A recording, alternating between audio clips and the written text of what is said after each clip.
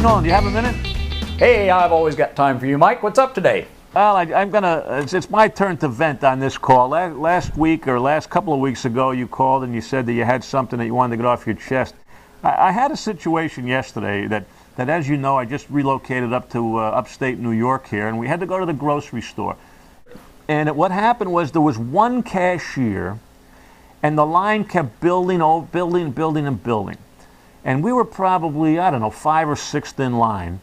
And the 7th person got in line behind us, okay?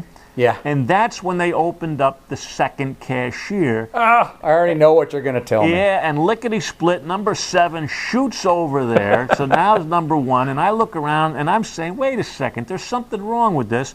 And I went over to the little, not too close, but to the cashier, and I said, you really didn't play your cards right there. You should have taken control of the situation.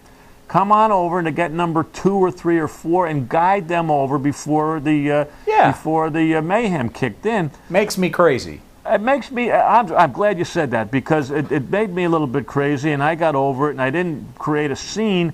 But the point is that I like that store, and yet a little screw up can affect the relationship.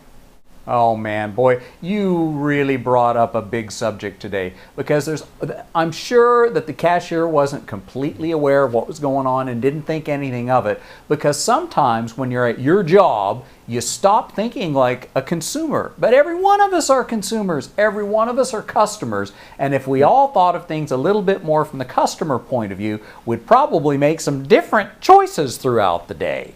I didn't even think of it, but last week when I was still in Jersey, my wife stopped by and went to her doctor, and I parked the car, and I walked into a doctor's office and to ask, is this where my wife came? Yeah. And the receptionist was there talking to a man who was leaning against the counter, which obviously was a personal chat. Yeah. And Nolan, she didn't look at me. She didn't put up a finger saying, I'll be with you in a minute. No acknowledgement. And I tell you, I was there 4 minutes, inching closer and closer to get her attention, and she never once looked at me, and I know that happens in the travel industry. Happens all the time. Now, I got to tell you, though, in her defense, if I saw you inching closer and closer, I would have put up a finger all right, but probably not the one you're thinking of. Yeah, I thought of that.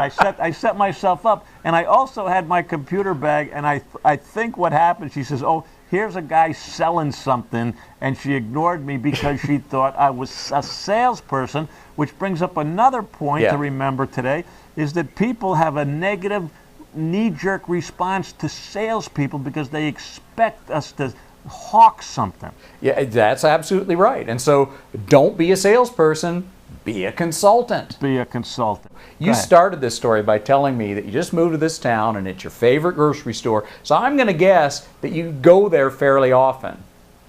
In other words, where I'm going with this is those people know you. Do you think any of that was an accident? Oh, God, no. They said, look out, it's Marchev again. Well, yeah, here's that guy from Florida. Don't work with this guy. Keep him at the back of the line. Do whatever you can. I never thought of that, Burris, but I think you just ruined my day. Well, we'll find out next time you go to the grocery store, I guess, right? Yeah, stay tuned. The saga goes on.